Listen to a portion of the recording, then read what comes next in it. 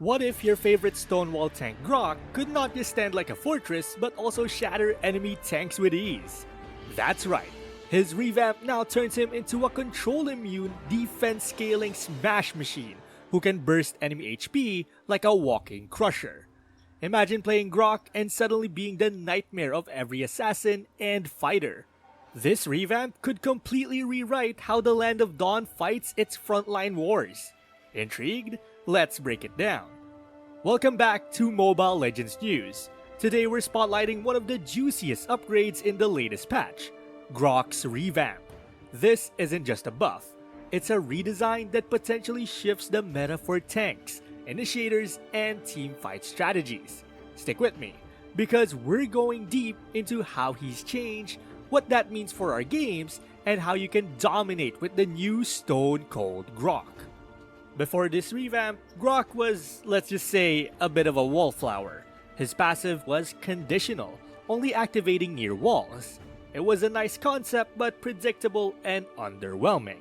Players loved his theme, but complained he lacked flexibility and felt clunky outside of very specific map layouts.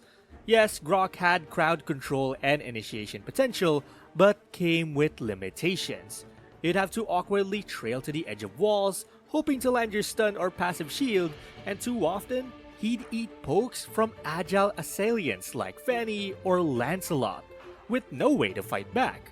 His HP scaling was inconsistent, and his early impact was overshadowed by tanks with flashy resets or better mobility.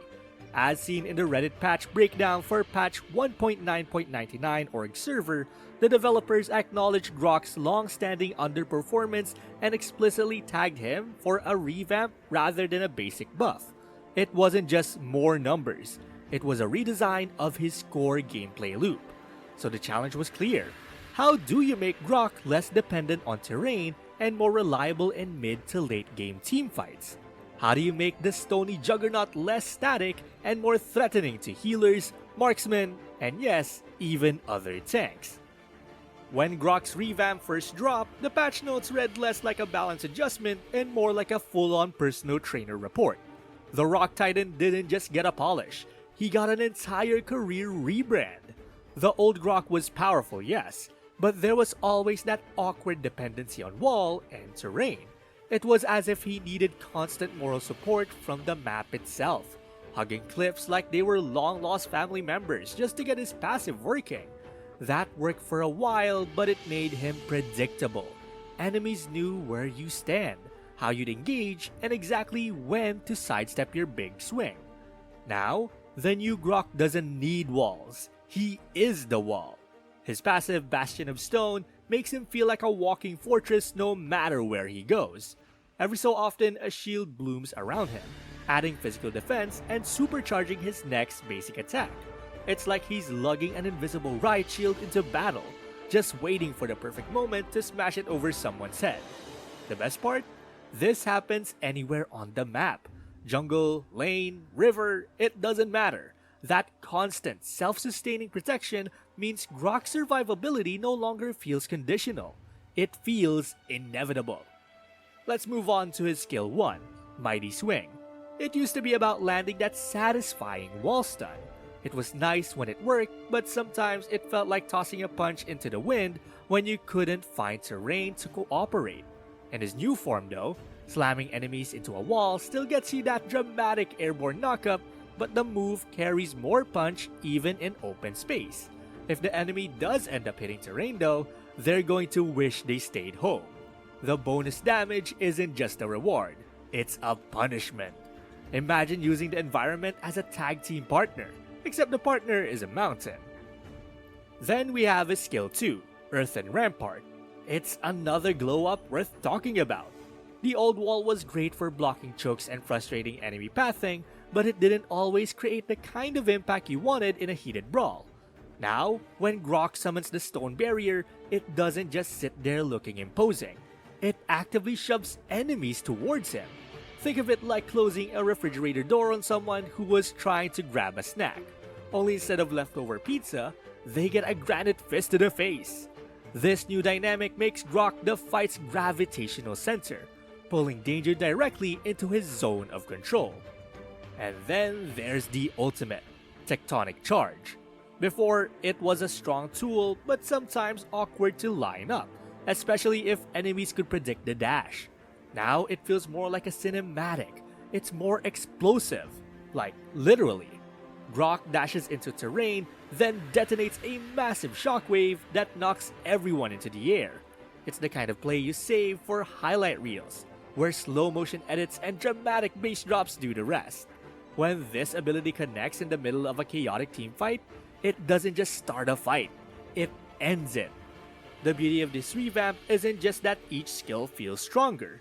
It's about how they work together to create a whole new rhythm for GROCK's gameplay. Old GROCK was more like a fixed artillery cannon. Powerful, but only if positioned perfectly. New GROCK is like a siege engine on wheels. His passive shield lets him dive without hesitation, his mighty swing punishes both positioning mistakes and environmental bad luck, his earthen rampart forces enemies into bad spots they didn't plan for, and his tectonic charge makes sure that when the dust settles, it's usually the enemy team hitting respawn. The result is a GROCK who's not just tanky, but actively terrifying in fights. In the past, his initiation could feel risky. Miss the wall stun, and you were a lumbering boulder in no man's land. Now, thanks to immunity frames during skill casts, GROCK can't be stopped mid-action, no matter how much CC the enemy throws your way. Once you've committed, you're seeing it through. It's like strapping a do not disturb sign on your forehead mid-charge. Nobody's stopping you until the work is done. And speaking of size, one of the most entertaining changes is purely visual. GROCK's body now grows with his physical defense stat. Stack armor and suddenly you're a walking monolith, blotting out the sun. There's something inherently satisfying about becoming a literal obstacle on the battlefield. Not just figuratively hard to move, but physically dominating screen space. The implications for teamfights are massive. This GROCK doesn't just block paths, he dictates them. He doesn't wait for enemies to approach, he drags them into the fight.